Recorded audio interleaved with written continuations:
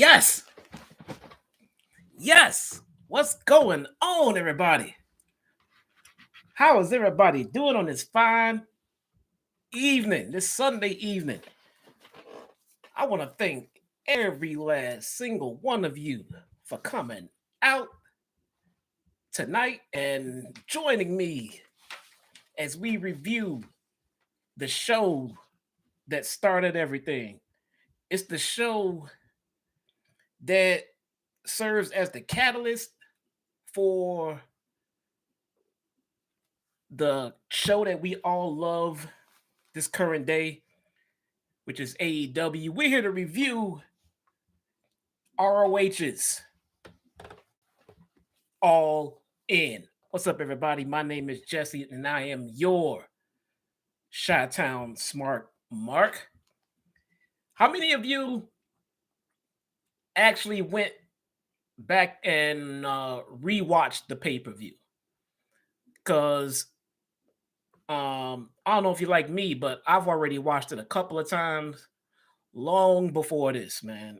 I'm one of those guys where if it's a good show, or if even if it's just a few good matches in it, I'll go back and rewatch it. I mean, there's not wrestling on every night of the week. There's only wrestling on Wednesdays and Fridays. Except the dark shows on YouTube on Mondays and Tuesdays. But so on the days where I just want a good wrestling fix, I'll go back and watch my favorite shows. And All In is one of them, man. The original All In is near and dear to me because it was born here, right here in Chicago. I was there live. Me and JD, we went there. That was the first time I met JD. He came to the city, to my city, and joined me, and we broke bread, and we talked wrestling, and my God, we enjoyed some wrestling, man. And it was amazing. It was an amazing show. It went down in history as the biggest indie show in all of pro wrestling. I mean, it was, just the size of it, yeah, sure. But in hindsight, I think it's more or less the importance of it, I mean, it just everything it stood for, everything it stood against, everything we got. I don't know about you guys, but man, I felt like everyone just poured their hearts out into this show. It felt like everyone went out there with the goal, with the individual goal of showing everyone out there who passed on them just how good they are. It gives them a chance to show the other companies that told them they weren't good enough, who told them that they're not good, that they suck, or whatever the case may be. It gave them an opportunity to say, hey, this is what I can do. This is what I can bring to your company. This is what I can bring to your city. This is what I can do for your live crowds. A lot of those guys were established stars per se, on the indies themselves. But a lot of those people, and me included, the fans had no idea who they were, and these were hardcore fans here this night. And even still, a lot of them are like, we were open and welcome to seeing them. I heard names before, but I never actually saw these people perform. And it was eye-opening, man. It was eye-opening. It was to me, it was just something special. If you were there, my God, man, you know. If you weren't there and you just watched it, you can still feel it, man. You can feel the energy through your screens as you watched it, man.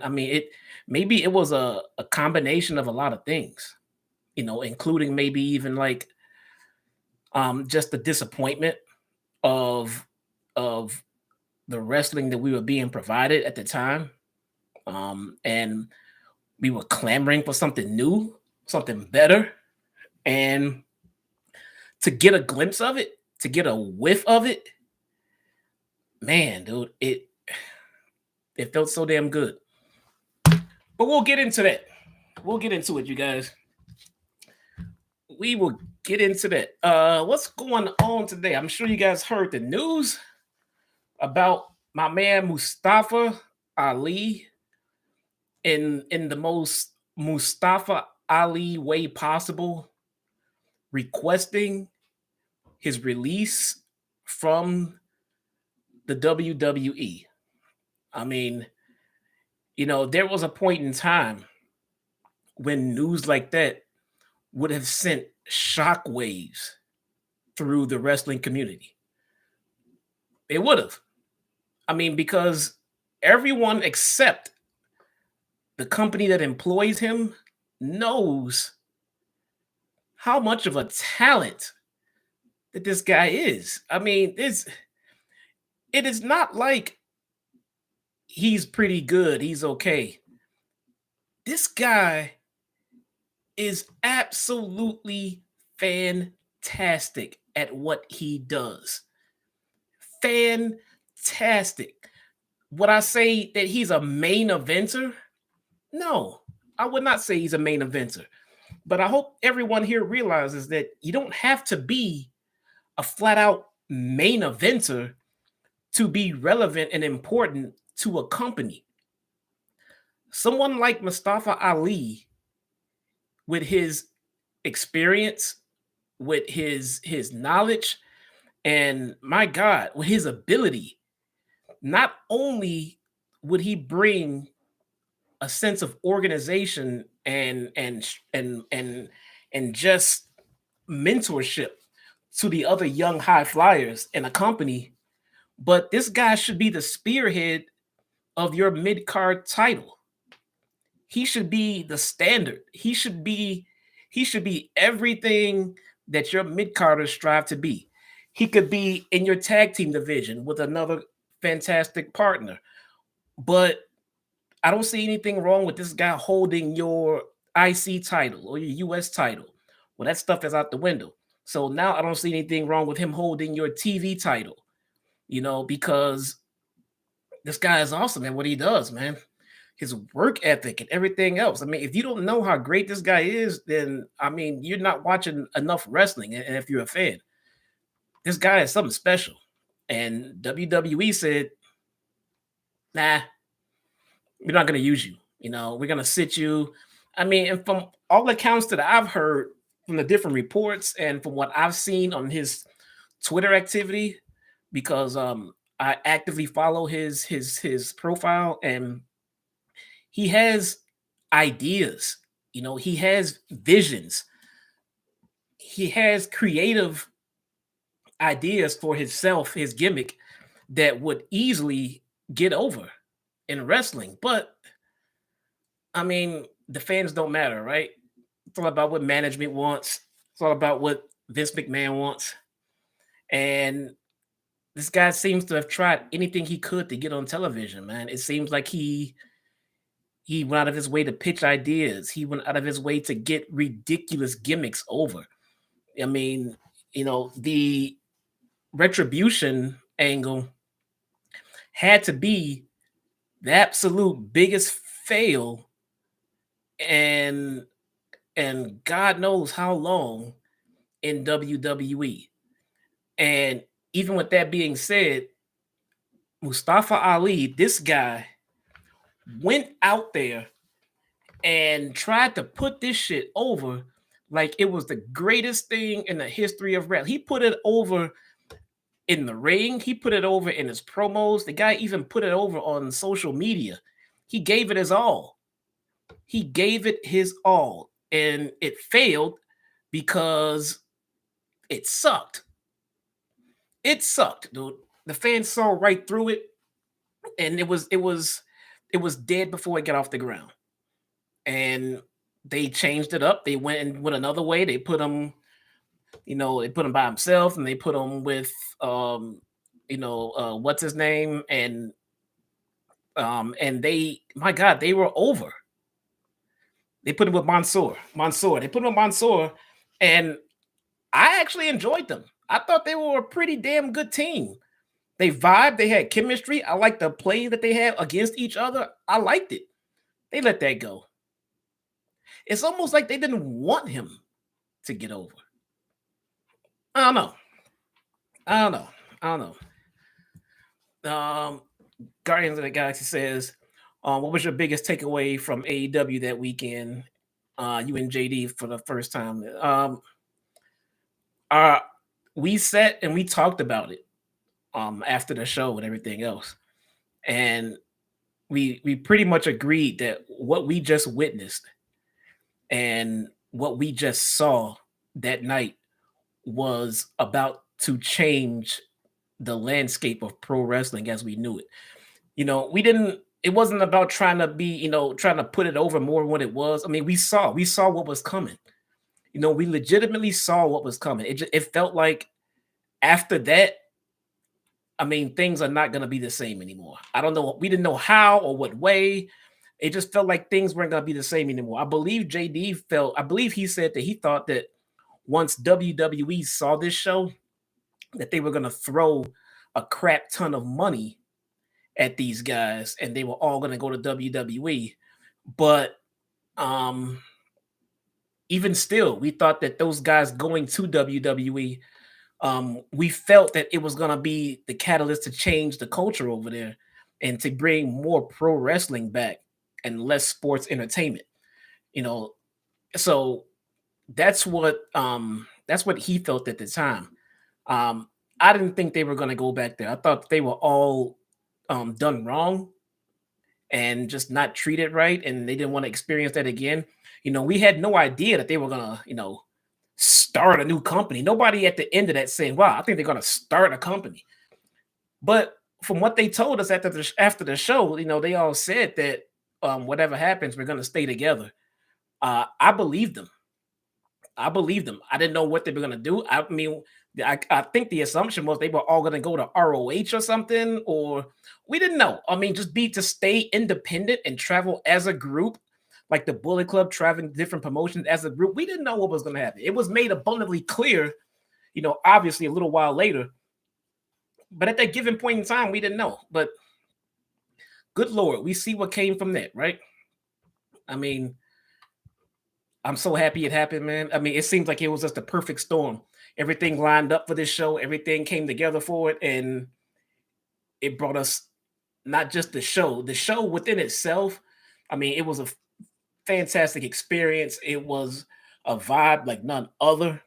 And something that the phrase "you had to be there" seriously, it was made for this event. You had to be there. You had to be there, man. It felt like what the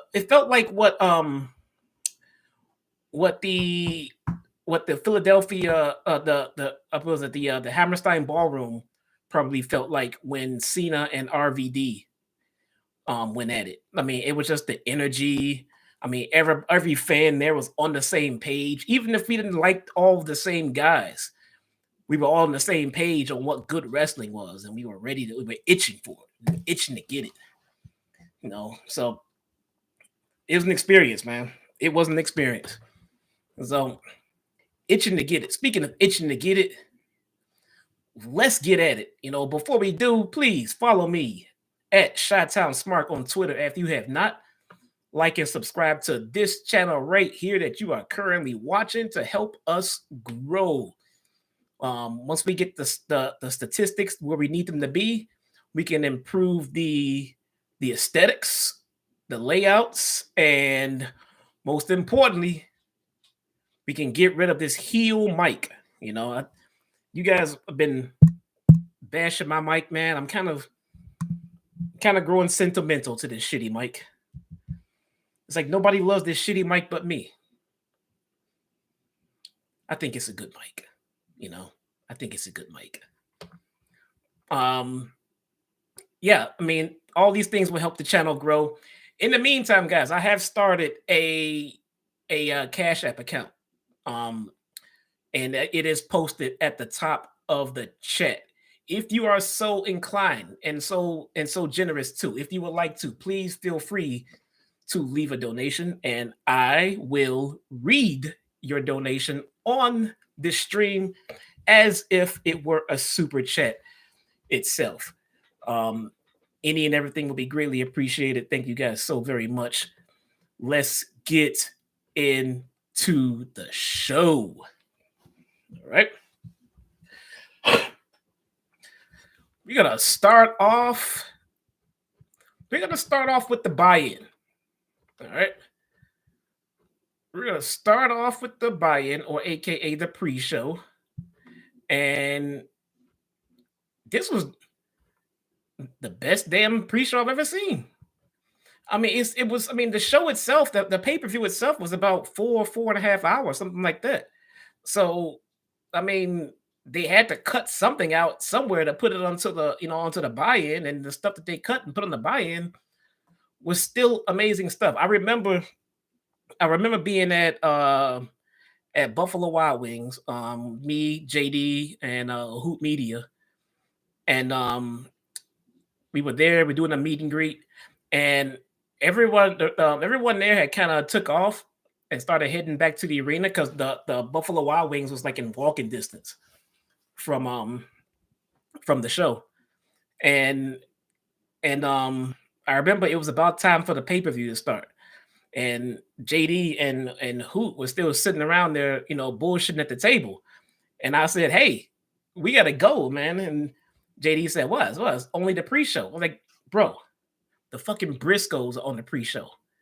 He's like, "Oh, well, I don't know. We need some time." I said, "Okay, I'm out of here. Fuck you. I'm going."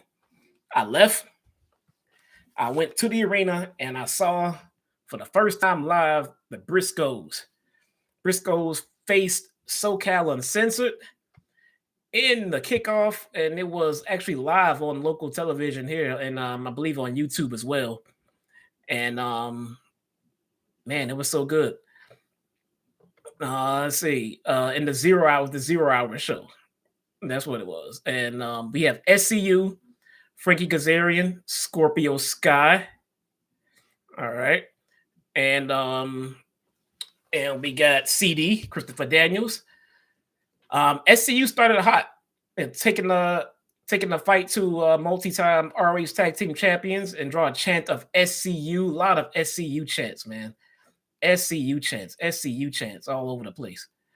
The Briscoes built heat for themselves, isolating Scorpio Sky from his partner, beating him down in their half of the ring. A Hurricanrana by Sky created separation and allowed him to make the hot tag to Frankie, who took the fight to the Briscoes. Frankie's got a nice little hot tag, man. Frankie's very underrated. Frankie is so underrated, man. And I've said this before, and I'll continue to say it because I don't think he gets the appreciation and love that he deserves. He's nothing spectacular, but my God, he's very consistent and reliable, and that is an overlooked trait these days, man. Believe you me. So Sky interjected himself back into the match, soaring over the top rope and wiping out Jay and Mark Briscoe at ringside.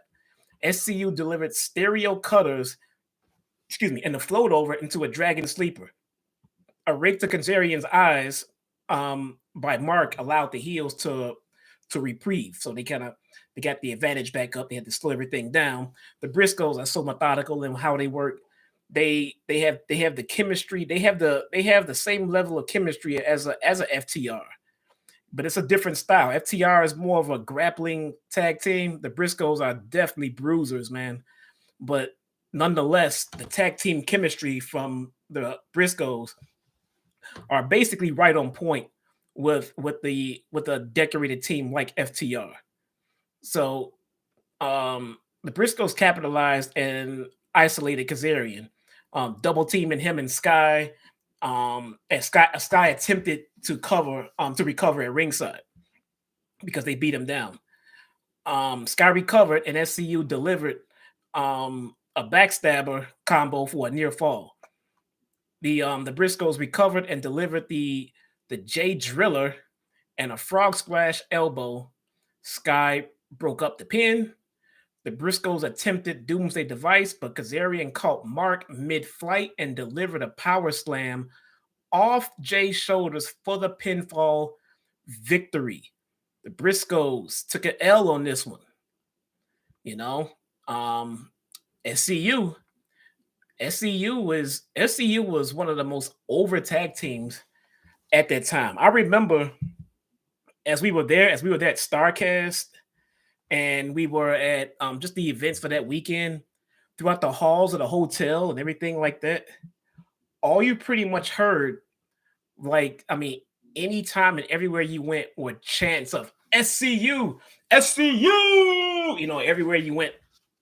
And it was just like, it was one of those things. I mean, in the hotel lobby where there were lines forming for different signings and meet and greets and things like that. Everywhere you went, even if SCU wasn't even there, but then you would see them everywhere because they would. I mean, I guess that was the cool part about the hotel and the Starcast and the event. Everybody was just walking around. I mean, it wasn't like, you know, the fans are sectioned off here and you can't come up to these guys because, you know, they're wrestlers and you're not. No, man. It's like they all had rooms there and they all just came out, went down to the lobby, the bar, the little restaurant area, and they just chilled with the fans. The fans weren't assholes. You know, the fans weren't making them feel uncomfortable and everything else. They were just there. And it was like just a open world meet and greet almost, you know, where you're just walking around. You might leave your group to go to the washroom, you know, and say, hey, I'm gonna go to the washroom real quick, you know, and you might come back with a story. Hey, went to the fucking washroom. I just ran to Kevin fucking Nash. You know, it's, I mean, it was that wild. It was that wild, man. I met Don Callis that weekend. He was just as much as an asshole in real life as he comes off on TV, you know, but it was fine. It's in a good way, I guess. I mean, again, I had no bad experience at that meet and greet, but that was the match. That was a pretty damn good match. My first time seeing the Briscoes live. I'm hoping it won't be the last. I'll be at Dynamite when they come back to Chicago on February 2nd. I'm hoping that the Briscoes will be signed, sealed, and delivered to AEW by this time so that I can see them again. So, good times, man. Then we have an over-budget battle royal. And man, there was a lot of stuff going on here, man. A lot of stuff going on here. Again, nothing but fun. There's nothing but fun, man. It had its comedy spots and things like that in the right spots, in the right position. So it didn't come off as one big comedic just ad, you know. It was wrestling, but it was a little bit of silliness involved, which is inherently going to come when you deal with battle royals. I mean, that's just the way they are. And the winner of this battle royal received a Ring of Honor championship match later on in the evening against Jay Lethal. So, let's see. The battle royal had guys like Moose, Ricky Romero, Bully Ray, Billy Gunn, Tommy Dreamer, Colt Cabana, Brian Cage, Jordan Grace, Marco Stunt, Chucky T. You know who else was in this battle royal? Punishment Martinez, aka Bad Bunny's best friend. So we got Damian Priest actually in the all-in over-budget battle royal. I bet a lot of you guys didn't remember that, did you? All right. And he was the current Ring of Honor TV champion at the time. He eliminated Chucky T and Trent. So, I mean, that pissed people off. He can't eliminate the best friends, man. That pissed people off. Marco Stunt was in there. He eliminated Moose. Bro, Marco Stunt eliminated Moose. I'm gonna let that sit there for a minute or two.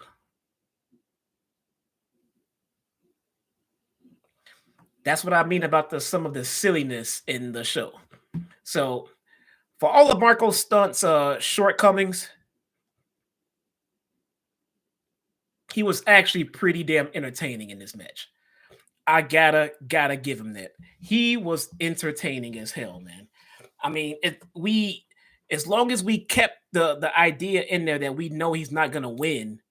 Um, Dude, I don't know if you've ever been in a wrestling venue with a Chicago crowd, but we're heels, dude. We are heels. We are assholes. So, in probably in any other arena, Marco Stunt probably would have been booed out of the building. But, dude, everybody was getting behind Marco, man. It was like, come on, Marco Stunt. At this is how messed up Chicago is. We rooted for Marco Stunt through that whole match. He lost, obviously.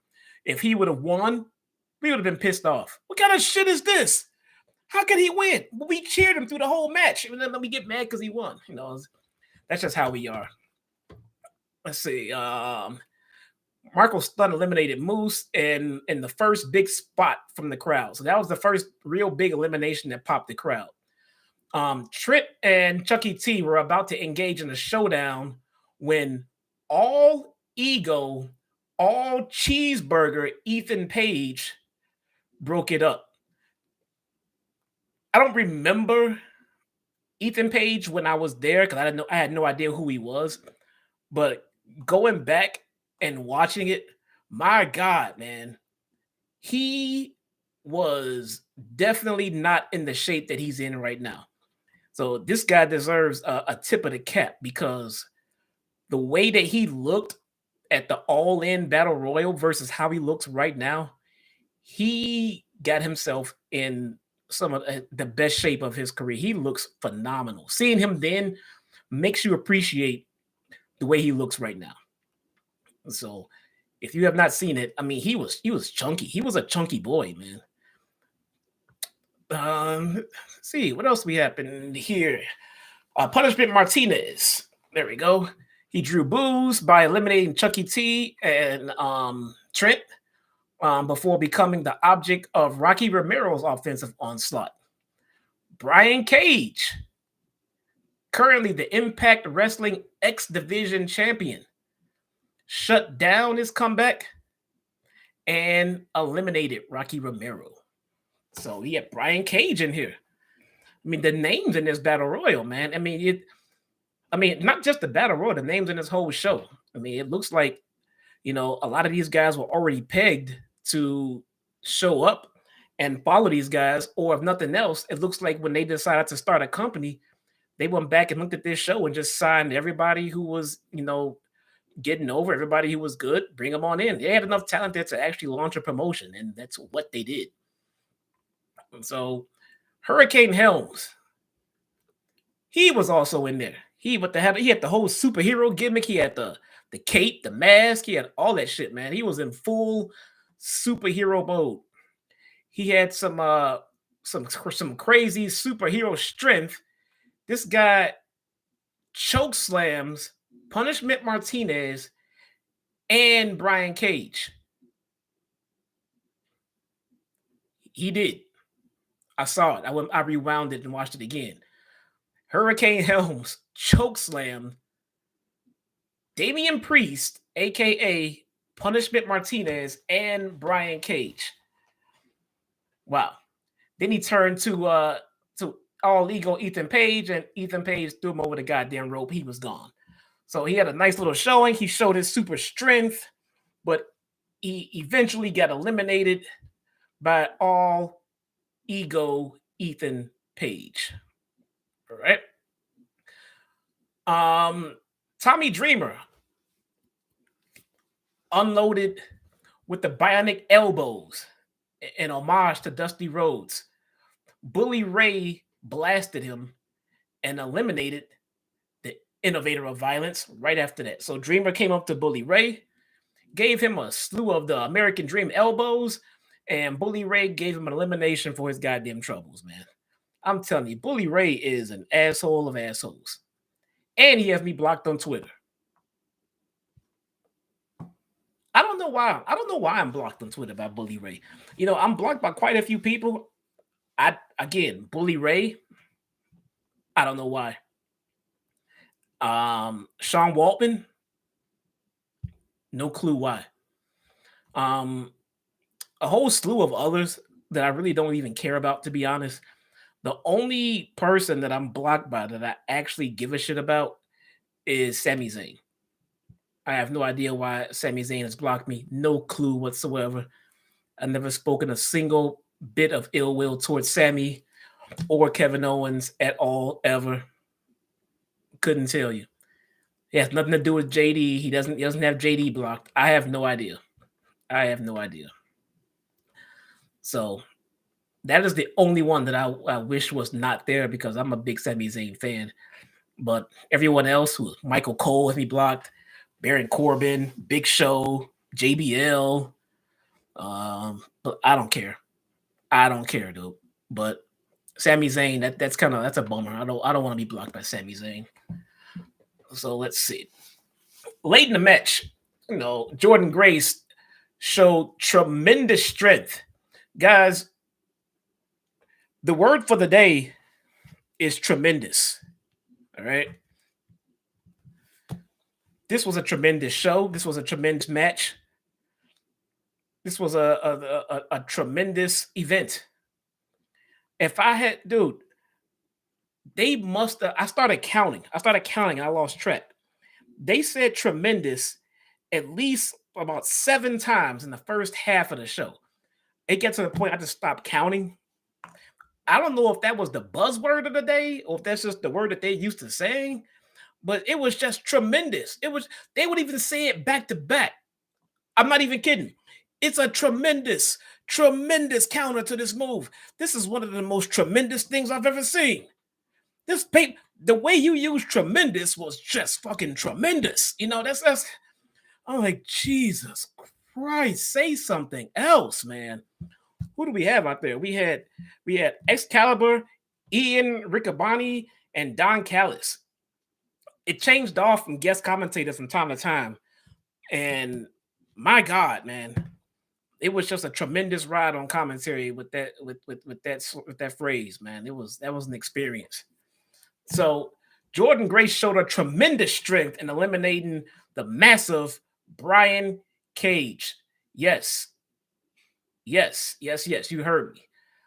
Jordynne Grace eliminated Brian Cage. Now, Jordynne Grace is awesome, dude. She is. That is a star that I would love to see in AEW. That was awesome. And that spot did pop the crowd, So, I mean, you know how I am, man. If the crowd loves it, then it was great. No matter how stupid it was, the fans love it. It was great. And she did, man. She stood toe-to-toe with him. She was not scared of these fucking guys. No, not at all. She teamed up with Colt Cabana to deliver a Dudley Boys headbutt because I think it was Bully tried to put Jordynne Grace on the top rope for a spot. Then she pushed them off, and that's when Colt Cabana grabbed the legs, and then she pulled a Devon what's up, jumped off the rope and gave Bully Ray looks like oral sex. All right, so that's when Bully Ray got pissed because he did not like getting head from Jordynne Grace, and he eliminated Grace and Cabana. All right, so Bully Ray tossed out Grace, tossed out Cabana, and he won. Well, at least he thought he won until he realized that there was a masked luchador lurking on the outside. The old Royal Rumble spot when you go outside, you go to sleep for a while. And the masked luchador came back in, tossed Bully Ray, revealed himself to be Flip Gordon. If you followed the BTE segments leading up to this and all of the story involved, you'll see that Flip Gordon was told that he could not be at All In. And Cody said, no, he can't be an All In. He's not good enough. No. But the winner of this match got a title shot with Jay Lethal at All In. So he got in, he won it, and he's getting a title match. We're getting a title match. We're getting Flip Gordon versus Jay Lethal. My God, this is awesome, man. It was just so much fun. You know, when you do a pre-show, it should be fun. You do a battle royal, it should definitely be fun. You do a pre-show, you do a battle royal on the pre-show. I mean, it should be nothing but fun, and that's what it was, man. This was great stuff. This was great stuff, man. Then we fade out of the buy-in of the pre-show, the kickoff, however they want to fucking name it. It's like 37 different names for the show before the pay-per-view. All right, that's what it is. The show before the pay-per-view. Buy-in, pre-show, not the pay-per-view. It's the same as the pay-per-view. No, it's not the same as the pay-per-view. It's different from the pay-per-view. Jesus Christ, dude. Is there anything wrestling fans won't argue over? If you've been following my Twitter for the last 24 hours, you'll get how ironic that statement was. So, first match of the night, we get the intros, we get the pyro, we had enough pyro to smoke up the goddamn arena. It felt like we were at a Snoop Dogg concert after all of the pyro went off and everything else, man. So good times, good times. MJF versus Matt Cross. Now, I know you're thinking, who is that? Who is MJF? I'm kidding. Who is Matt Cross? I don't know. I know he's pretty good. I can see that. I know that he's a ROH guy who he was at that time, but then and even to this moment, I'm not too familiar with Matt Cross. But this match was pretty good though. MJF was trained by Kurt Hawkins and Pat Buck. No, did you guys know that? Did you guys know that? I bet you didn't know that. And he was a competitor and Tough Enough. All right. So MJF was arrogant to start. He was mocking. He was mocking his opponent with the golf clap. With the you're a piece of shit. He was mocking him with the golf clap. He had his mouth. He had his mouth shut up quickly though because Cross dove over the top rope and just wiped out. He just wiped out MJF though. It's like this. You know what? Fuck this shit. So MJF used referee Todd Sinclair to provide a distraction and took advantage, targeting Cross's left arm. So Cross fought his way back into the match, feeding off the rally of the audience, but MJF cut him off. He was feeding off the chants because the audience was behind him. He was feeding off of it, but MJF cut him off. MJF delivered a package shoulder breaker for a close near fall that silenced the crowd. The crowd was all behind the Cross for a second, and MJF. A lot of us had never seen MJF before. Even if you heard of him, you weren't sure who he was. But he came out and let you know right away, I'm a heel. I mean, if you didn't know to boo him, you knew very quickly that this guy was a fucking heel. So the crowd was behind Cross because they hated MJF. And he continued to cut off Cross all while talking trash at the same time. As he's just kicking his ass, he's just talking shit. How do you not love MJF, man? How do you not love MJF? The match was nothing crazy. It was a decent match. It was good. We had a late moonsault attempt, and it missed to lead MJF jamming his knee. Cross capitalized with a cutter and delivered a shooting star press for the win. Matt Cross defeats MJF at All In. Who saw that coming? Maybe it's a hindsight thing. If you think about it in hindsight, Matt Cross faced MJF. Who would win that one? No, MJF would win. No. Matt Cross won this opener, solidifying his run and his star power in pro wrestling, leaving MJF as a figment of everyone's imagination. Maybe one day MJF's career can rebound. Who knows? Stephen Amell versus CD, Christopher Daniels. Stephen Amell, if you don't know, is a television actor. He's an actor who is a legit fan. All right. The guy's a fan. And if you ever watched the show Heels, you know how good he is and how much of a fan he is. But when he came into this, I was a little skeptical. I didn't know how to take this. It kind of felt like another like WWE-esque celebrity appearance that where they put Snooki in the ring and shit like that, and all this other bullshit, Maria Menounos and all this other shit. It's kind of what it felt like, but it's not what it was. That's not what it was. Stephen Amell, I mean, now, as we sit here now, we all know that Stephen Amell is very good. He's good in the ring, especially given his experience level. The guy is very, very good. But at the time, we didn't know what we were in for. We just knew we were in for a match with a wrestler and a celebrity. Now, Christopher Daniels was not chosen at random for this match. Christopher Daniels is the oldest of OGs in a locker room.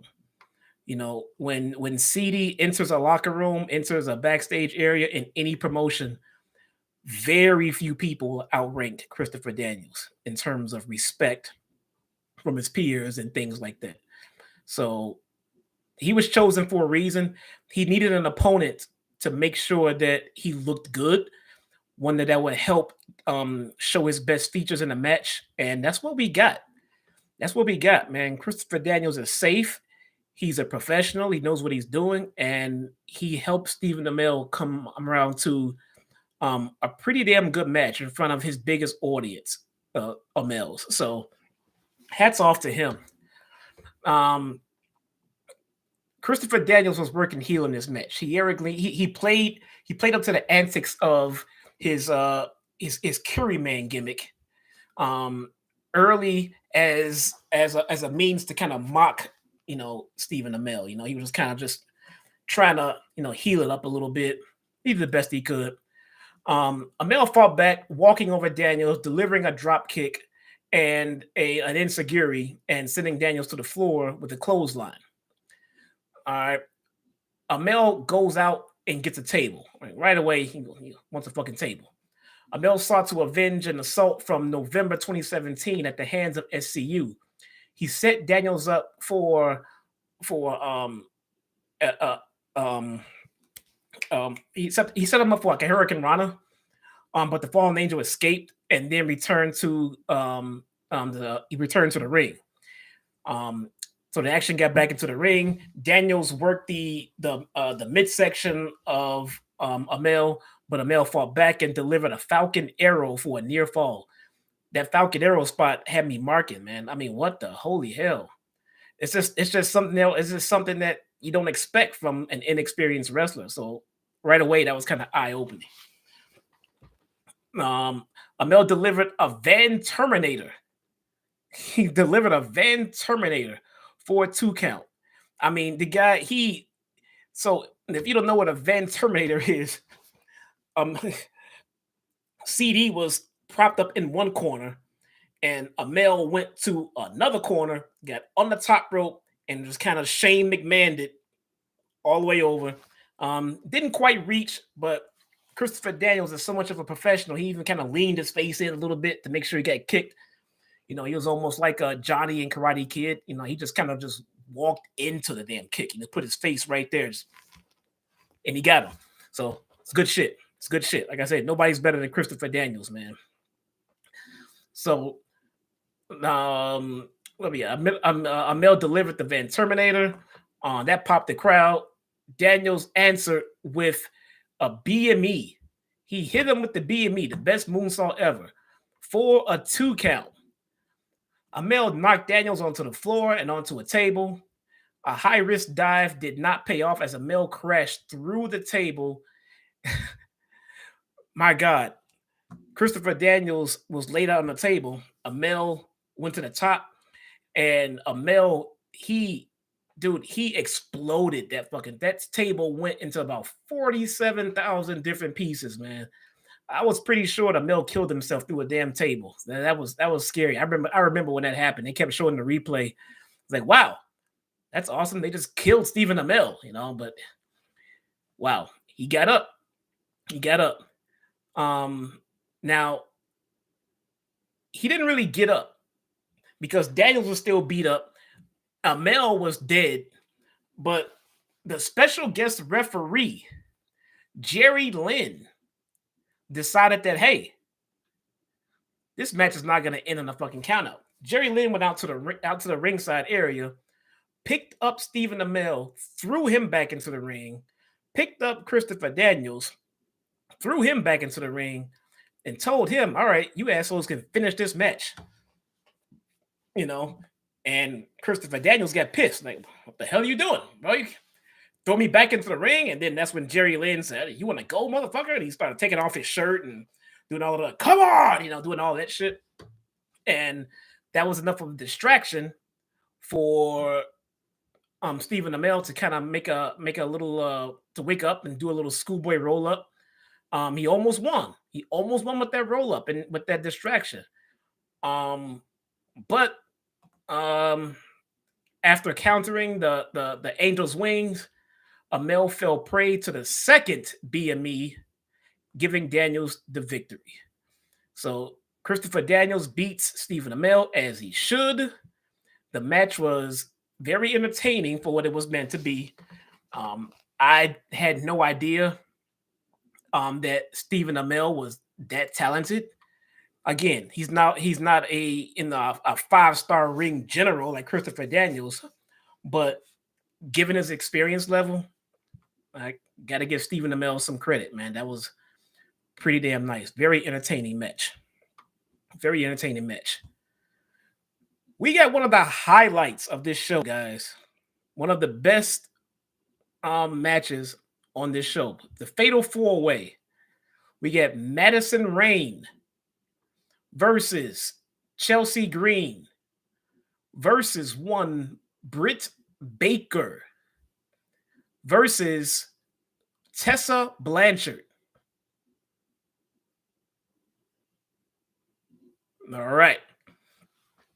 In case you guys did not know, all right, Dr. Britt Baker is actually a dentist. I shit you not, guys. Her initials after her name, her full name is Dr. Brittany Baker, DMD. She's actually a dentist, guys. I shit you not. So,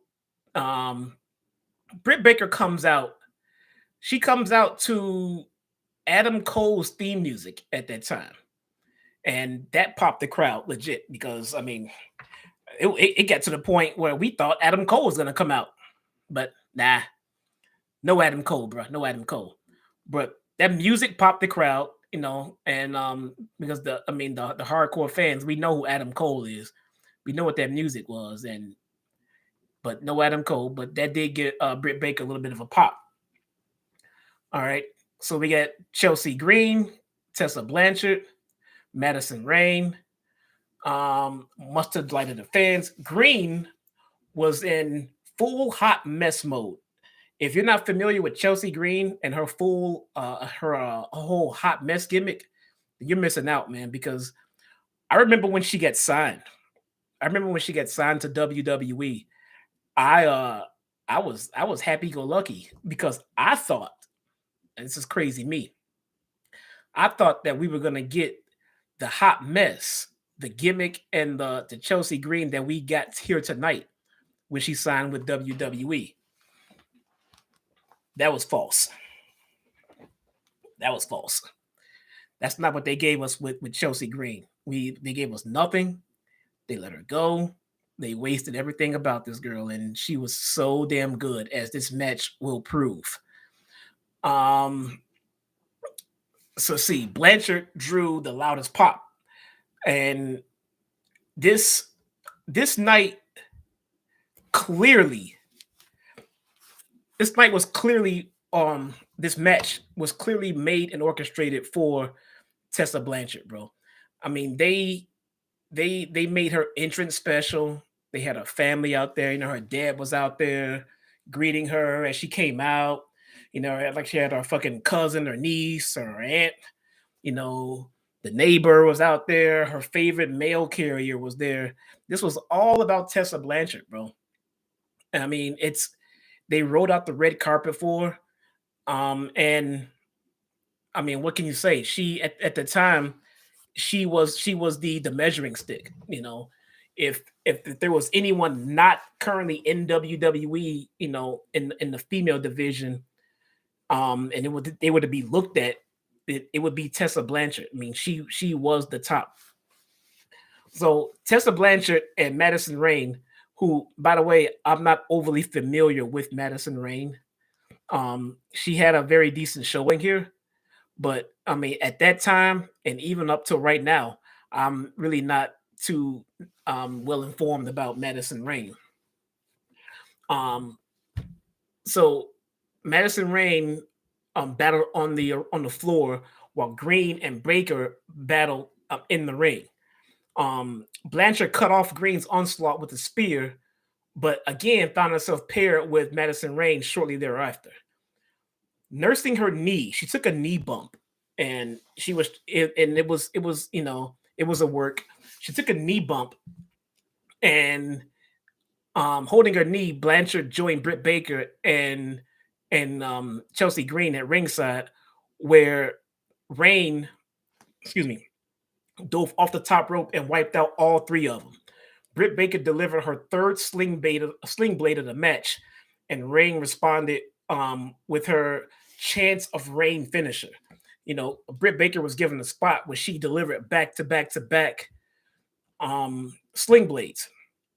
They looked okay, they looked good, but watching this match at this time, I mean, it reminded me just how green Britt Baker was at this time.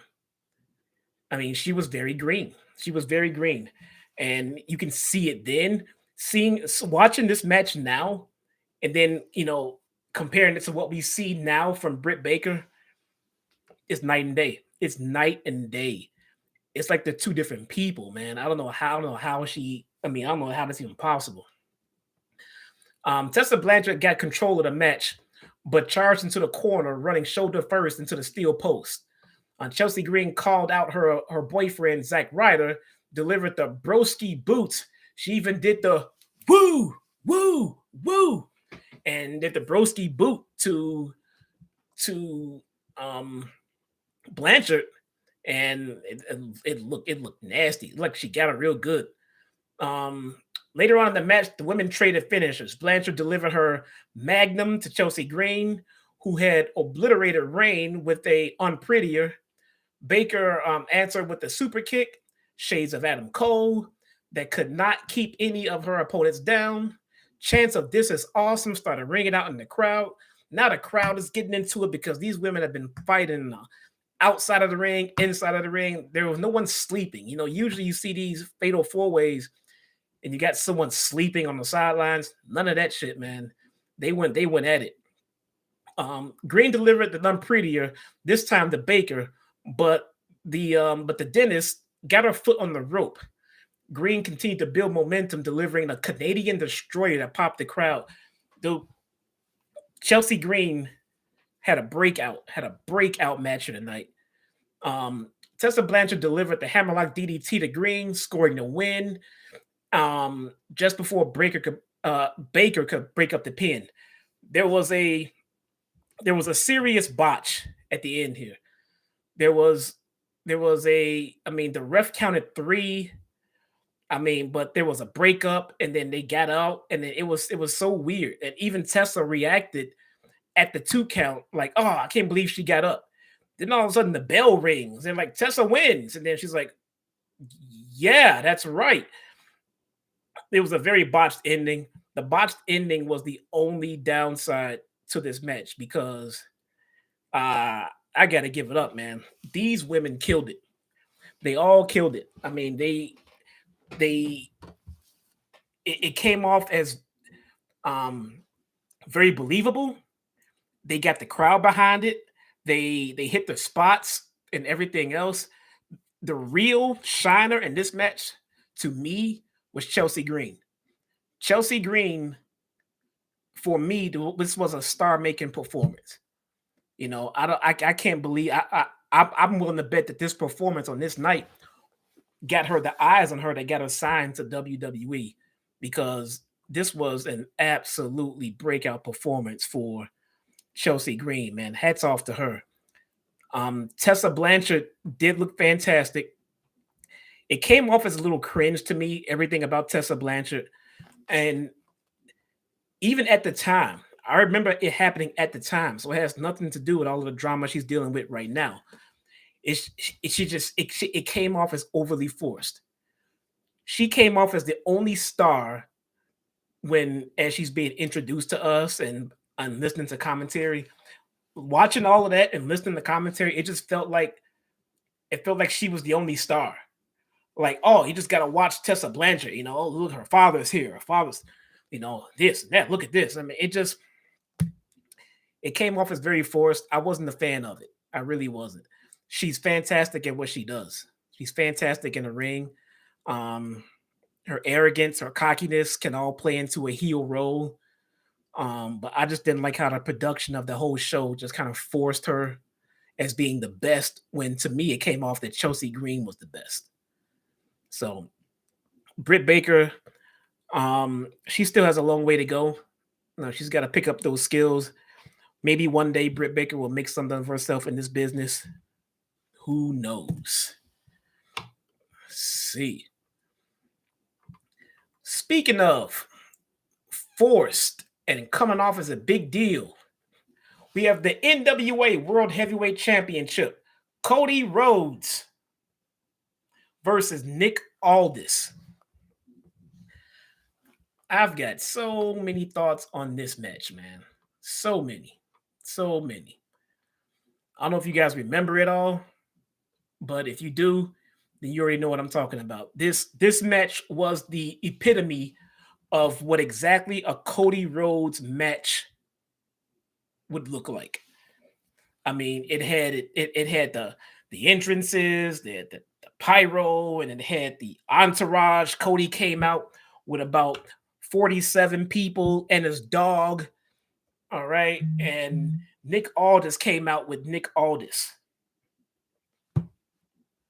You know, and I'll tell you something about Nick Aldis, man. The guy looks like a champion. Nick Aldis comes off and he presents himself and he feels like a champion. The guy comes out to his interviews. He has his suit on. He has his cool glasses. He had his title, holding it like a real champion from the 70s and the 80s on the shoulder like this, you know. I was not familiar with Nick Aldis before this night. And after seeing that, I became a fan. Man, this guy's good, man. So Cody comes to the ring. He's coming out with Brandi, Diamond Dallas Page, Tommy Dreamer, Ray Glacier Lloyd, other trainers, Pharaoh. I'm pretty sure he brought his Gardner.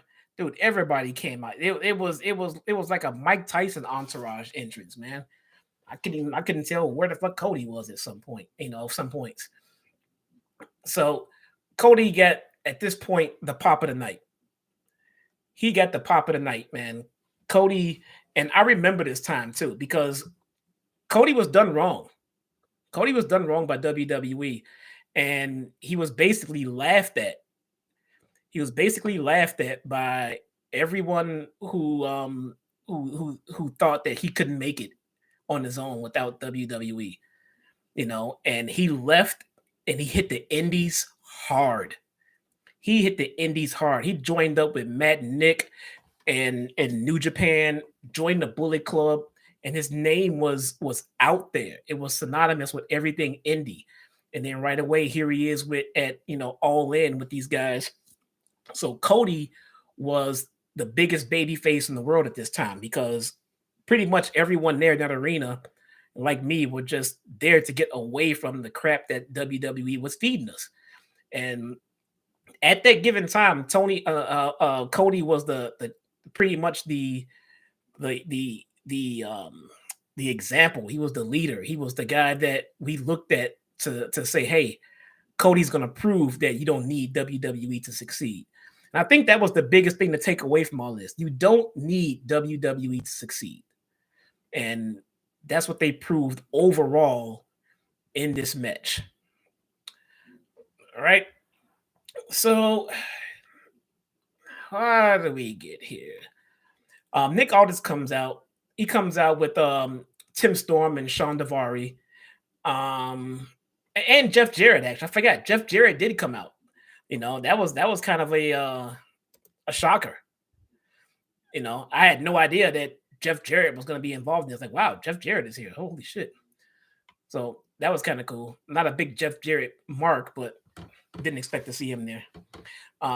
Aldis comes out. He just walks and presents and just feels like a champion coming out, man. And the big match feel could not be any more prevalent here. I mean, it just felt they made it a big deal with that over the top Cody entrance. It was our first time seeing it. Now that he comes out to that entrance, every damn week, he comes out to that entrance to cut a promo. He comes out to that entrance to come and tie up his shoes. He comes out to that entrance to go on commentary. We're sick of that entrance now, but at the time it was the first time seeing it, so it was very regal like almost. So, they get in the ring and they hit the ground running. Cody delivered a tope suicida, suicida, and right away, it started off a hot action. The two competitors exchanged offense, neither really able to gain us or sustain an advantage. The commentary team put over the studious nature of both stars as an explanation for their back and forth. I mean, the back and forth, guys, was absolutely tremendous. Tremendous. We're going to get back into some more tremendous references. If you're just joining us right here, right now on this review, thank you so much. I do appreciate it. My mods in the chat holding it down. Thank you so much. Susan, Guardian. My wife is here. Issa is here. Now it's a party. I got Issa here. Man, that's what I'm talking about. But yeah, man, it was the match was very high energy. All right. And so Aldis on the floor. All right, Nick Aldis went to the floor. Cody attempted a dive, but Aldis caught him with a forearm to the face.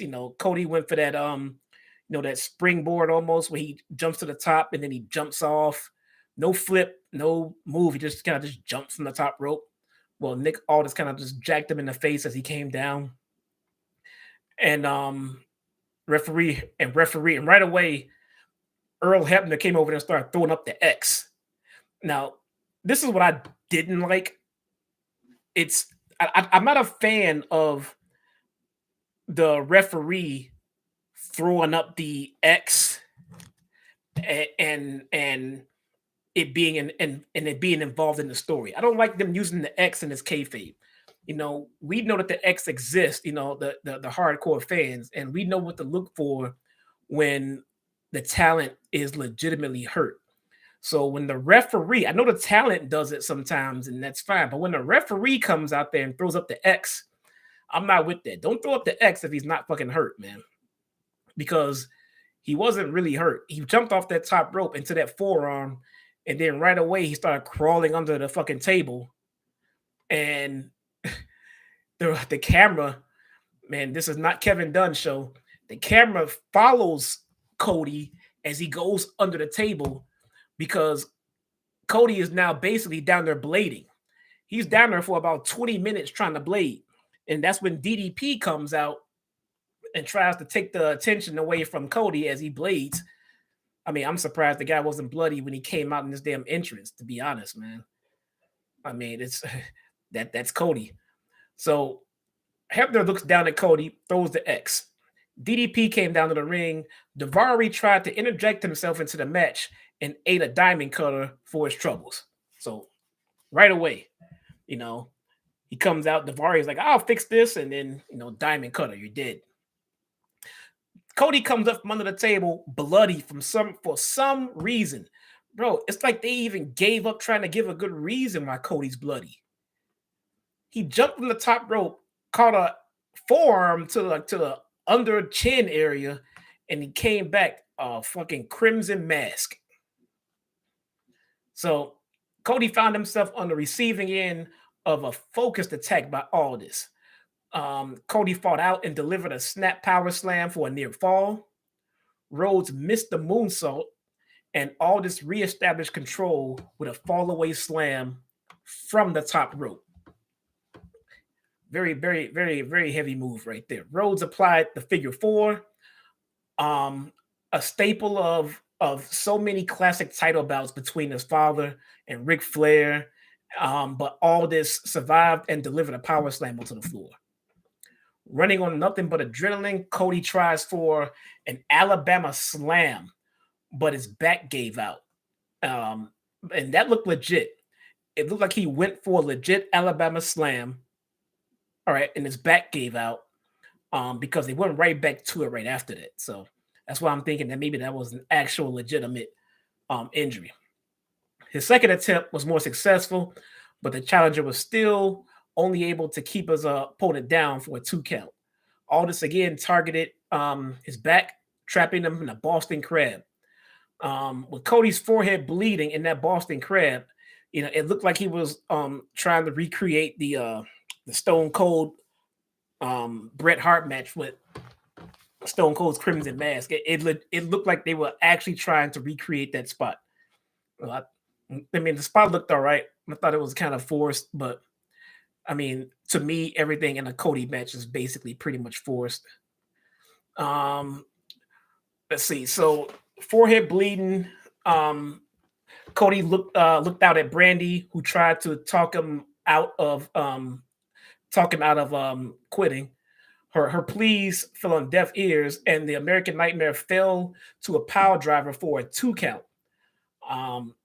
All this rolling scaled the ropes with Brandi covering the body of her husband. So Nick Aldis, he ran to the top rope. He got to the top and he got ready to drop an elbow on Cody. But then Brandi gets into the ring. She covers Cody. Like, she's gonna save him from being hurt by this monster that he's wrestling. I don't know what this spot was for. Cody's in the ring wrestling one guy, and she gets into the ring to save him. Like, why? I mean, it was a fair match. I don't get that at all.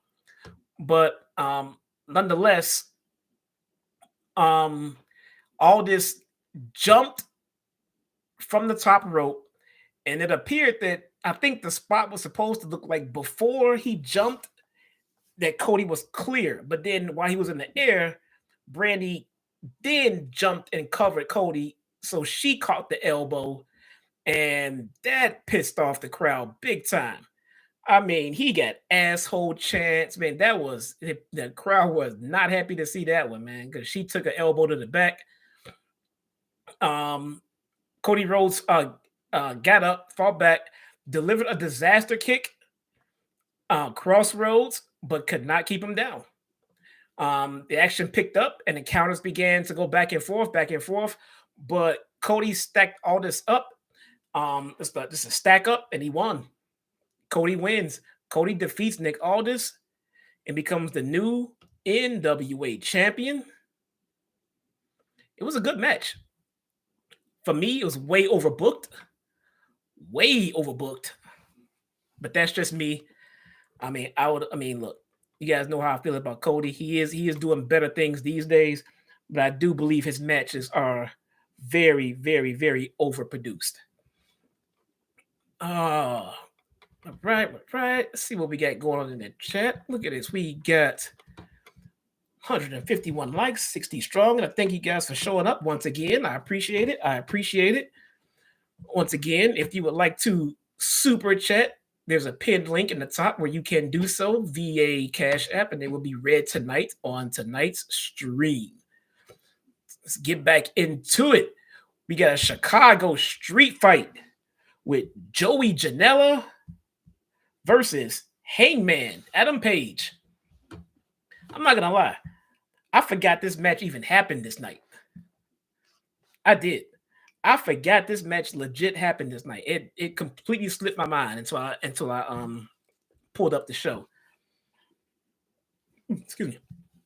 So here's the backstory to this match. Apparently, this match happened while Hangman was in a blood feud with Joey Ryan's dick.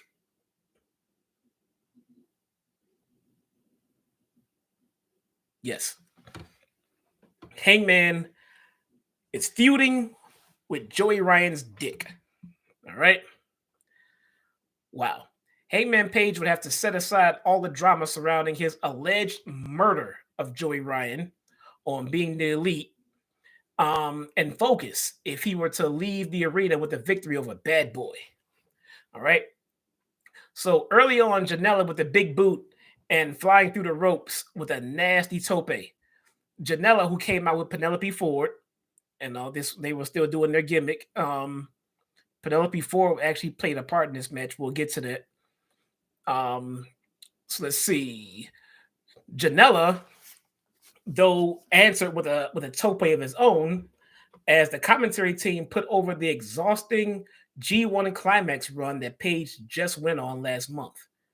Page recovered and delivered a huge moonsault from the top rope, wiping out his opponent on the floor. He delivered a pump handle fallaway slam to Janela, who just, I mean, he sold it like death as Hangman continued to let him have it. In a solid bit of product placement, Adam Hangman Page produced a Cracker Barrel.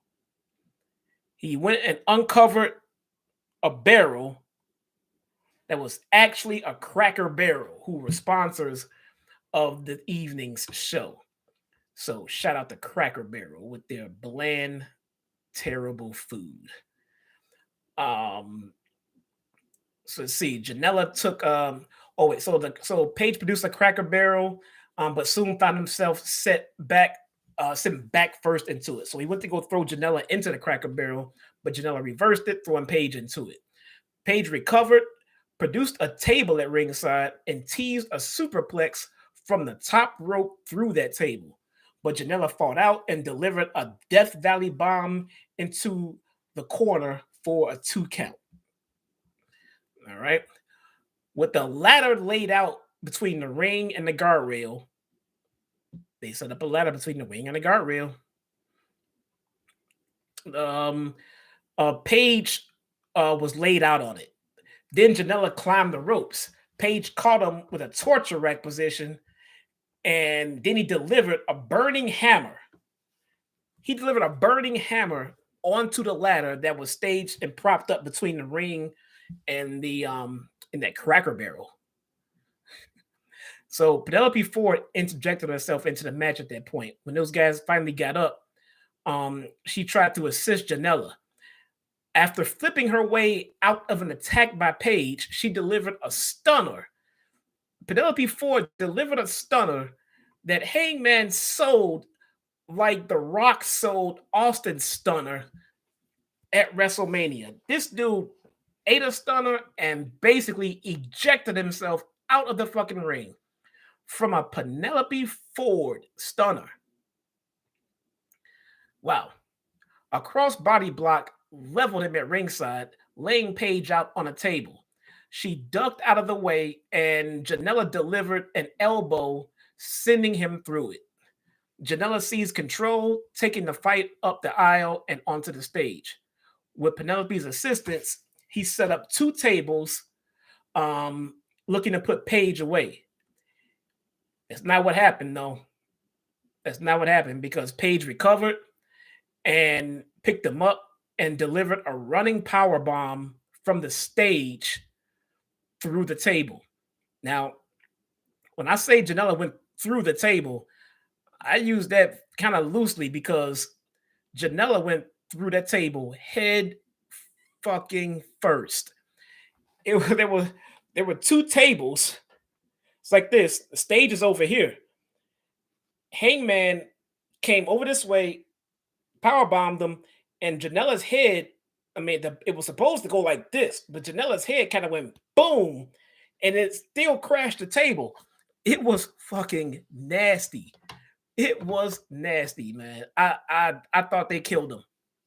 I thought they killed him, man.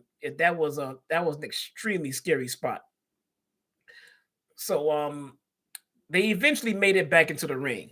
Hangman delivered the rite of passage, but Ford broke up the pin.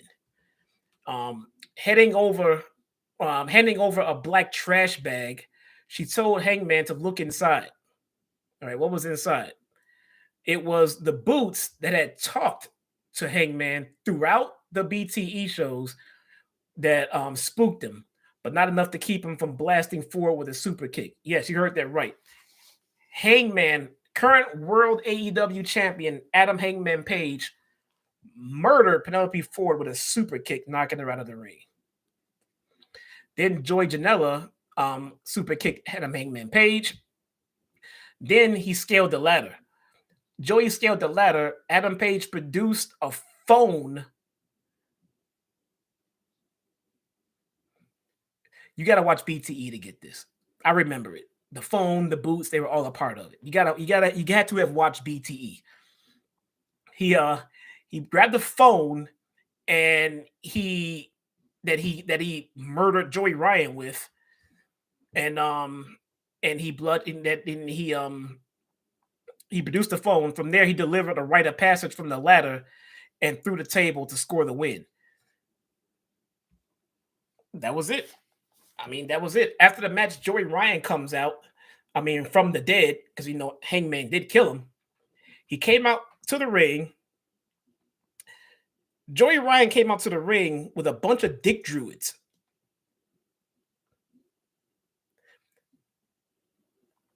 Dick druids. So this was probably the spot that triggered the people the most out of the whole pay-per-view. He had just a whole bunch of dicks. Just a whole bunch of dicks coming out to the ring, just like the Undertaker would have druids coming out. You had to have watched BTE. I kind of feel bad for the people that were watching this completely out of context, who never watched the storyline building up, and they're just sitting there watching a bunch of walking dicks come down the aisle. To me, that was just flat out hilarious. It was stupid. It was campy. It was cheesy. But that part alone just had me cracking up. If you imagine sitting in the fucking room, watching wrestling, and someone comes into the room that is not a wrestling fan. They just come out to check and see what's going on. And they're watching you watch a match with a bunch of walking dicks come down the aisle. How do you explain that shit? I mean, how do you explain that to even someone who knows that wrestling is staged and all of that stuff? How do you explain why this man has a bunch of walking dicks coming out? I'm fucking embarrassed at this point, man. I don't know what the hell's going on. What are you looking at? Porn. Say it's porn. Then it'll make sense at least. Don't tell her it's wrestling. Tell us wrestling. We're all screwed as fans. So, moving on. The Ring of Honor Championship. We get the champion, Jay Lethal, versus Flip Gordon, who won his opportunity in the Over the Budget Battle Royal earlier on in the pre-show. So we start in the back. Camera cuts to the back. We got Jay Lethal coming out with Leaping Lanny Poffo. All right. But turns out we didn't get Jay Lethal in this match. We didn't get Jay Lethal. He backed out. Instead, we got Black Machismo. He came out with the ooh yeah, he came out with all that shit. And you've never seen Jay Lethal's Macho Man Randy Savage impression. It's second to none. Second to none. You find me someone who does Macho Man better than Jay Lethal, I'll buy you a beer. It's not happening, bro. The guy did Macho Man almost better than Macho Man. The guy is amazing. So, so you come on out. You know, Gordon's got the crowd chanting with his, his flip chants. Flip, flip. Flip was over as hell, man. Cody and the Bucks did a pretty damn good job at getting Flip Gordon over. Um, I'm actually shocked. I'm shocked that Flip Gordon is not in AEW today, but I am pretty sure that when that day is available, he will instantly be all elite. They are very good friends with Flip Gordon. Flip Gordon took control of the match, working the full body of the champion, keeping him off guard with his athleticism. Lethal fought his way back into the match and was rolling until Lanny Poffo, who accompanied him to the ring, interrupted to draw the machismo out of him, channeling his Randy Savage again. Lethal scaled the top ropes 3 times and delivered his Hail to the King elbow drop. Gordon, summoning the comeback abilities of Hulk Hogan, he hulked up, fought through Lethal's onslaught and delivered 3 punches and a big boot. A Pele kick and a springboard sling blade had Gordon rolling. Lethal fought through it and delivered his lethal injection finisher to score the victory. It was a very simple match, but I think it was more about the spots. And some of my favorite spots about this match were when Lethal just went full Macho Man, dude. Brandi Rhodes came out with Flip Gordon. Not sure why, but I guess I'm sure why now. She comes out with Flip Gordon. She was in Gordon's corner. Jay Lethal got out of the ring at the start of the match, went around, took Brandi by the hand, and pulled her to his corner. Told her to stay right there. Like, stay your ass right here. A la Macho Man and Elizabeth. She didn't want to stay, so she tried to leave. She ran around the ring. He chased her. She got in the ring. And then Lethal picked her up and put her on his shoulder and paraded her around the same way Macho Man did with Elizabeth. I thought that was a pretty damn funny moment. I don't think it was supposed to be or meant to be anything serious. It was just a way to get Flip onto the card into a prominent match. And I think they accomplished just that because it was entertaining.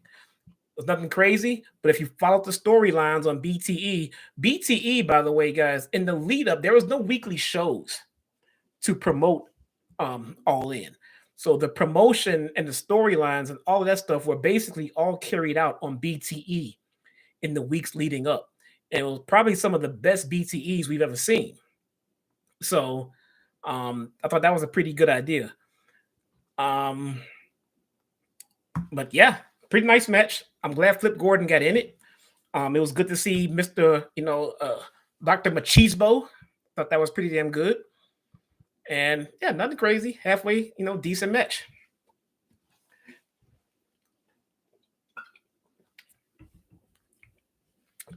Excuse me, had to have a sip of the berry wise. What are you guys drinking out there tonight? Who's having a beer? Who's having a beer? Who's having a drink? What are we drinking out there tonight, guys? Look at me. I sound like this fucking clown from New York, man. What are you drinking tonight? Look at my venue. Get the fuck your venue, fucking guy. Moving on, we have Pentagon Jr. versus Kenny Omega. He was the IWGP Heavyweight Champion, Kenny Omega, at this time. And Pentagon was former Impact World Champion. All right. It was basically a dream match of sorts. At the time, Penta was not necessarily they weren't the Lucha Brothers at the time. They were there, they were brothers, but I don't think they were like working as a tag team at this time. So Penta was was more of a singles guy, and Kenny was the IWGP champion. This was a match. I mean, this wasn't a highly anticipated match and a fucking fantastic match. So I remember we couldn't wait for this one. It was good to see Kenny Omega, if nothing else. We couldn't wait to see Kenny, but seeing him in the ring with Pentagon, it reminds me it reminds me of the match we just got with Brian and Kenny. You know, before they even started, the crowd was already hyped. You know, the crowd is chanting, "Holy shit, this is awesome!" and all that shit before the match even starts. It was that kind of vibe. See, after some early back and forth, Pentagon caught Omega with a nasty snap power slam on the arena floor that made a nasty thud as Omega's head smacked the mat. You know that the whole ringside area was covered with but not carpeting, but like mat with like the crash mats. But you can tell it still wasn't that thick because that thump was pretty damn hard. But Omega fought back, delivered a series of chops to the chest and a tornado DDT that had Pentagon reeling. A springboard crossbody from the top rope to the floor left his opponent flat. The cleaner tried for a V trigger, but Pentagon countered. Omega himself countered and then delivered a Snapdragon suplex. After a rapid exchange, it was one of those, back and forth, back and forth. I can do this. Well, I can do this. Well, we'll see who can do what. They did that for a while, and then both men were like left to recover. With Pentagon propped up in the corner, Omega delivered a V trigger. After fighting out of a suplex attempt and hanging Omega up in the ropes, Penta delivered a double stomp to the chest. Pentagon survived another V trigger and taunted, only to bring more pain his way via power bomb and a third V trigger. Penta answered with a driver for a near fall as fans start to come alive, because at that point they were going tit for tat back and forth, and they was legit beating the shit out of each other. And I remember we started marking out after that point, like what the hell is happening? It's fucking happening. Kenny Omega, Pentagon. On the ring apron, Pentagon talked trash with Omega and then delivered a package pile driver. This pile driver, you go back and look at it, it was a package pile driver on the apron. You can see, man, oh my God, it looks so fucking scary. It looks scary because you can see Pentagon's head kind of protrude through Kenny's legs. So it was kind of scary, but I don't, and the impact must not have been too great, but you can still see it was a little bit too far. So that was a real scary spot. A double stomp back inside the ring nearly got Pentagon the win, though. After that package power driver, they recovered from that, get back in the ring, and it was back to business as usual. Another V trigger from Omega set up Pentagon for the one wing angel, but Pentagon escaped. Pentagon countered and delivered an arm breaker, followed by another package power driver that came within inches of ending Omega's night. Chants of all in filled the arena. Omega countered a big kick and followed with another V trigger, a reverse Rana, and then a one wing angel for the win. The match was incredible, and if you saw it, you know exactly what I mean. It was highly anticipated. It delivered. It was all that shit. But now when the match is over, the lights went out, but it wasn't the first time the lights went out. They were smart about this. The lights were flickering earlier in the night, like a couple of times. And they were like, oh, what the hell was that? And then after this match, the lights went out again. And they went out. And then this time they were out for a long fucking time. When they came back on, the appearance was nothing had changed. Kenny was still standing there in the ring. Pentagon was still laying there on the floor. And Kenny was like, I don't know what the hell that was, but whatever. I won. Then Pentagon gets up, and all of a sudden he has rejuvenated energy, and he just fucks off and goes beating the shit out of Kenny. I mean, he's stomping them, and the crowd, I mean, we're sitting there, the crowd's like, what the fuck is going on? And Kenny is like, what the fuck is going on, And we're just fucking watching. And all of a sudden, he hits him with a code breaker, and we start marking out like, oh shit, he had a code breaker, and he pulls the fucking mask off. It's fucking Jericho. Jericho showed up, beat the shit out of Omega, challenged him into a match at the Jericho Cruise. And this was weeks after Jericho just showed up in New Japan and beat the shit out of Kenny. Kenny's having a Kenny's having a rough go at it, man, with getting his ass kicked after his matches. So that was a nice post-match angle. Very nice. Pop the crowd. I don't know what else to say about that one, man. Has Kenny Omega ever stepped into a fucking wrestling ring and disappointed his fans? Even once? I don't think he has, man. I don't think he has. Next up, the match of the night for quite a few people. Quite a few people, including myself. Match of the night. This is the match that I find myself going back to watch frequently, over and over. We got Kazuchika Okada versus the villain, Marty Scurll. If you follow these guys, you know how much of a treat this match was. It's Okada's a megastar. Okada's a superstar in New Japan. Marty Scurll is just a little runt. He's trying to be a heavyweight and he's not. He thinks he's a big deal, but he's not. And Okada had one mission to come out here and prove that Marty Scurll was nothing. And that is the story of the match. The story of the match was Okada is going to dominate Marty, and Marty has no business in the ring with Okada. And Okada's on a mission to prove that. Okada was going around and calling Marty 205.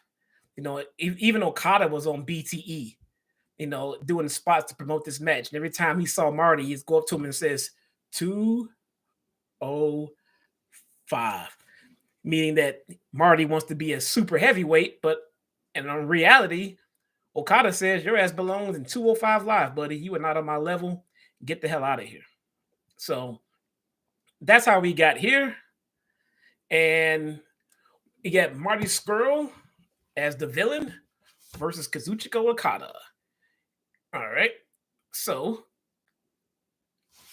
we start off. All right. Just chain wrestling, no, nothing crazy. We get Marty targeting the elbow of Okada in an attempt to take the Rainmaker out of his arsenal. He wanted to methodically take out his arm so he can't do the Rainmaker.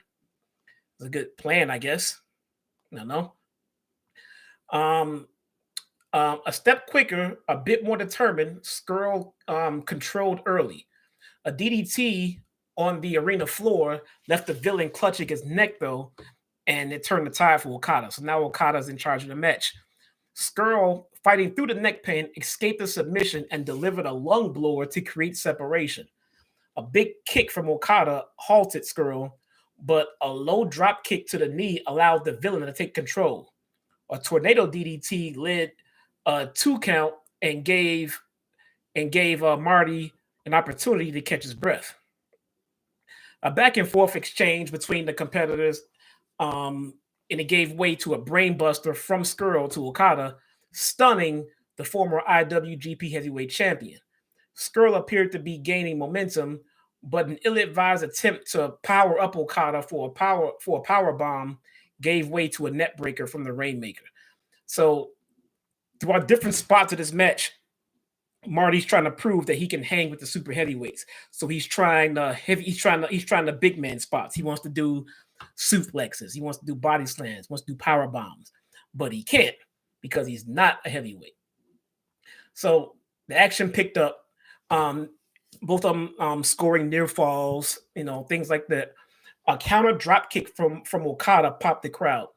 Okada is known for his drop kicks, man. He has, quite possibly one of the top 3 best drop kicks in all of pro wrestling right now. It's crisp, it's clean, it's high, it's always on point to perfection. He tried for a tombstone pile driver, but Marty countered. All right. He did not the next time though. And so, Kota finally hit the pile driver and he set him up. He got the zoom out, the Rainmaker zoom out that Okada's known for. It was about that time. So as he was about to do his Rainmaker, he was about to, do the ripcord, Marty grabbed his fingers and he started to do the finger torture thing. He told the crowd to shh, everybody was shh, and he broke his fucking fingers, Good shit, good shit. He snapped his fingers, and then after that, he got him in a chicken wing.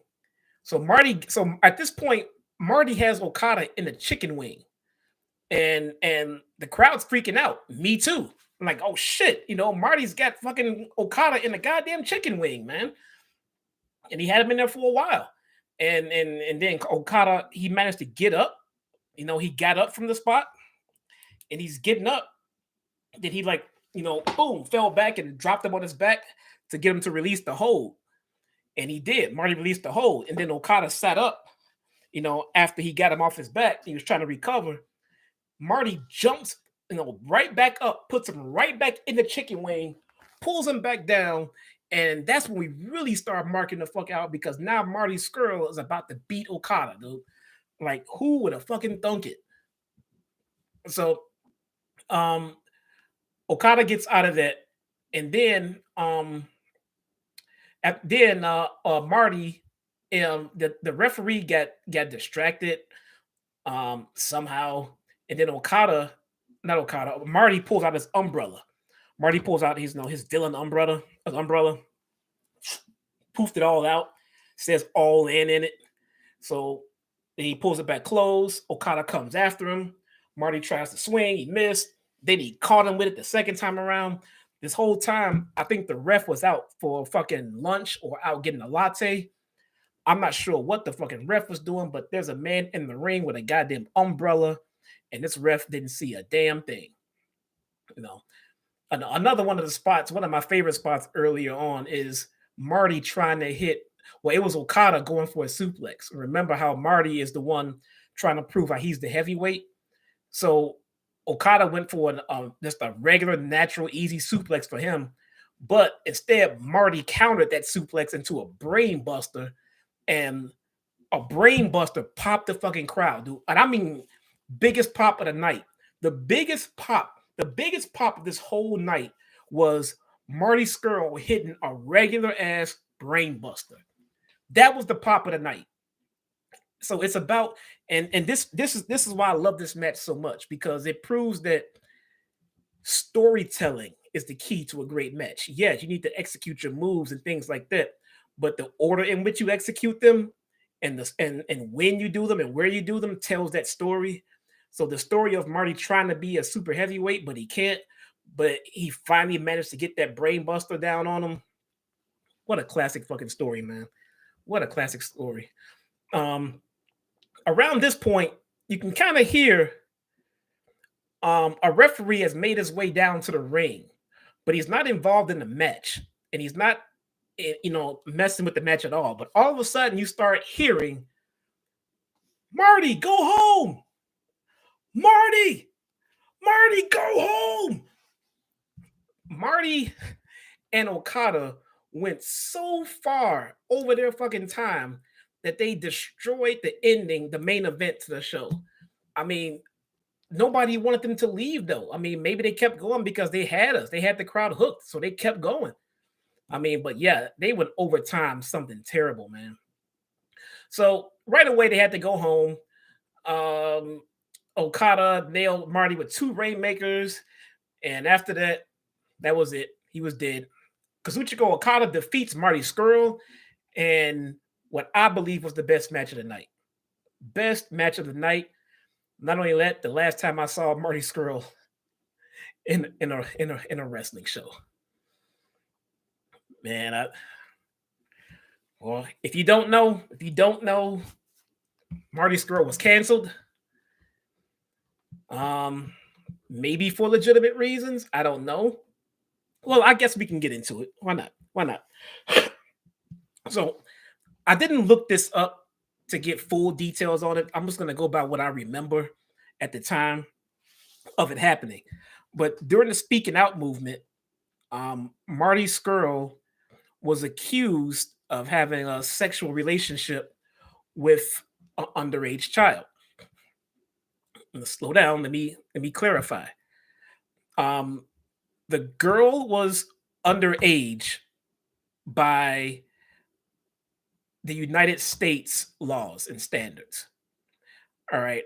I don't want to say the price. I don't want to say the age of the girl because I don't want to mess it up and send you guys the wrong way. But I will say this: it wasn't like a child; it was a teenager. I mean, I want to say around maybe I think around 16ish or so. But the point is, where it happened, it was not illegal. It was not illegal. So the age was that the age difference was not illegal because it wasn't in the United States. It was over in the UK or wherever Marty's from. So it was legal.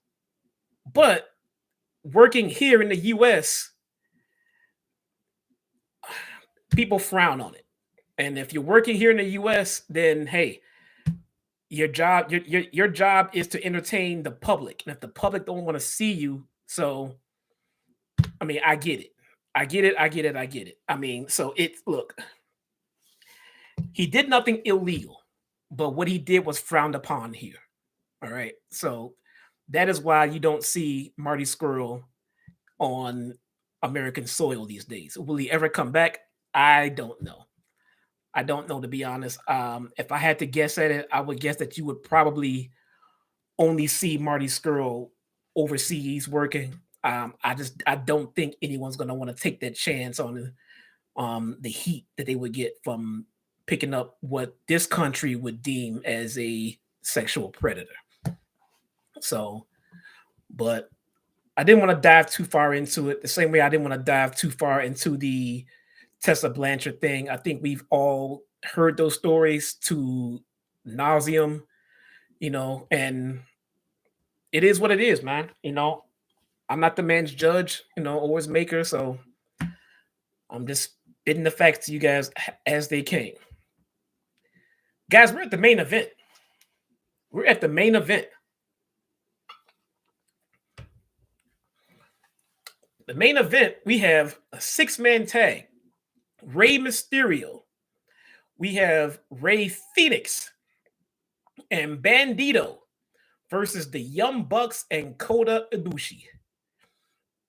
Guys, I have never seen a match take off as fast as this one. As fast as this one. Before we get into this match, guys, I want to once again thank everybody for coming in tonight, hanging out with me. We're at the main event of this all-in pay-per-view, the catalyst, the starts of AEW as we know it today. This has been so great, man. I've had so much fun reviewing this damn pay-per-view. I want to hang out with you guys in the chat when I get done. If you would like to send super chats and help support the channel, I pinned the link at the top of the stream where you can donate to the channel, and I will read your comments after the review. All right, let's get back to it. The action was fast and furious early on. We had Rey Mysterio, Fenix, and Bandido out quickly. The Bucks and Kota Ibushi to start off the main event. Now, the reason this match took off and hit hot and heavy real fucking fast is because Marty and Okada took up way too much time. So instead of coming out to a match and building to the spots, these guys had to come out and basically just run straight to their fucking spots. I mean, it was such a fucking light. It was like, quickly, get to it. So, I mean, the main event was, it was crazy. It was dazzling. It was display of spots, high risk assaults, twists, dives, Fenix and Fenix had a dive from the ramp. And now Matt Jackson and Matt Jackson and Nick with the Ibushi took control of the match. You say control, but I mean there was no real control. Mysterio delivered a 619 to Matt. Fenix followed up with a destroyer. Bandido finished with a Hurricanrana, a frog splash from Mysterio to Matt. Dude, it was so fucking crazy. The crowd was chanting Eddie. We got 6 men, 2 Rays, two Bucks, Eddie chants. This all happened fast, man. All happened fast. The action continued. The referee was overheard saying, "Go home, go home." dude, they were so pressed for time. I don't know how they managed to do all this shit, but basically, we had a spot fest. We had we had like a 7 minute spot fest where they had all of the spots that they had planned. They came out, they nailed them. I think this was supposed to be match of the night, but they just didn't have time to make it match of the night. The Young Bucks and Ibushi won. What happened? Actually, team referee was saying go home. The Young Bucks and Ibushi delivered a series of moonsaults, and then the Young Bucks delivered a Meltzer driver to score the win. They rushed you off the air. They came out and kicked us out of the arena, rushed us out. No, I'm kidding. I'm kidding.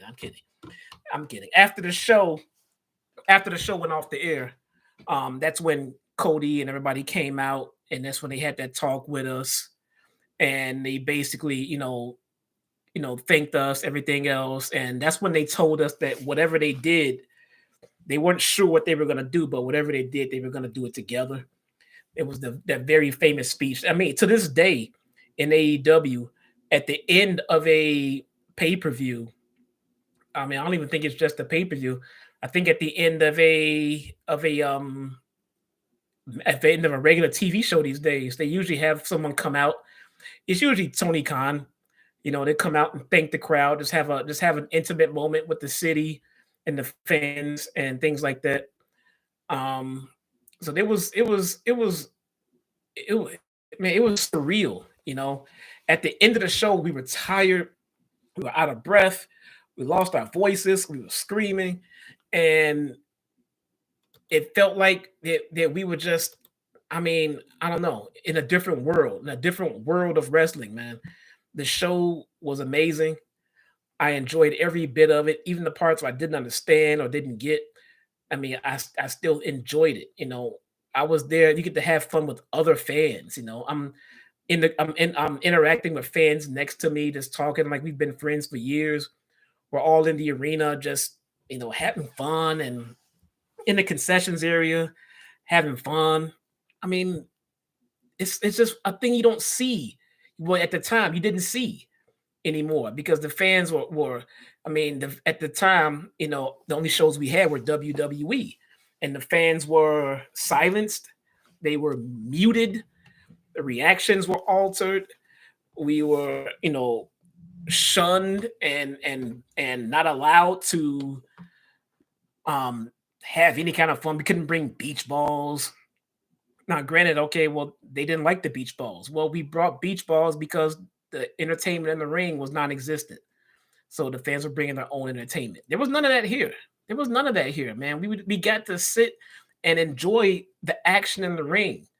We got to just let the worries go and just get involved in everything going on for the first time ever and not be insulted. We don't have our intelligence insulted. It's a good time, man. It's a good time. And if you remember this show, or if you were there, you know exactly what I mean. If you were not there, shame on you. Shame on you. You should have flown out. You should have somehow gotten out there, man, because this was, to me, the absolute best show of the modern wrestling area of the modern wrestling era. It was that important. If you look at the card and you look at who we got versus what we get now in AEW, then it's easy to see exactly why we held that pay-per-view to such a high regard. So that's it, man. That is it. We finally got to take a deeper look at All In. My God, it was man. I need pay-per-views like that in my life, man. I need them more often. I need them in my life. Let's check and see if we have super chats. There are no super chats to read, so maybe. Oh wait, let me see. No super chats to read for right now. All right, good. Okay. Well, thank you guys for coming out and hanging out with me. We're gonna do this again, man. We're gonna do. I gotta pick the next pay-per-view. I don't know. I don't want to go up the pay-per-view ladder. I mean, I guess the next one would be what? I think the first AEW show was what, All Out, I believe. It went from All In to All Out. So maybe we'll do All Out. Keep in touch with me on Twitter at Chitown Smark. Keep in touch with me here. Enable notifications so you can find out when I'm going to upload anything. If nothing else, I'll be back here on Mondays and Tuesdays where we do a live watch along with Dark. Nothing crazy, nothing serious. We just chill, we have a drink, and we shoot the shit, and we just talk about AEW Dark.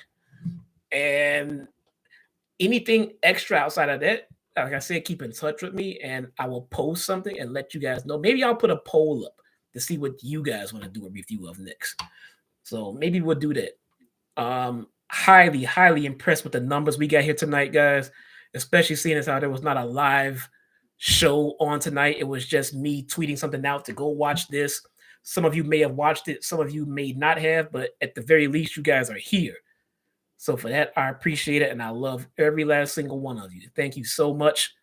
I will see you guys next time, this Monday, 6 o'clock for AEW Dark Elevations.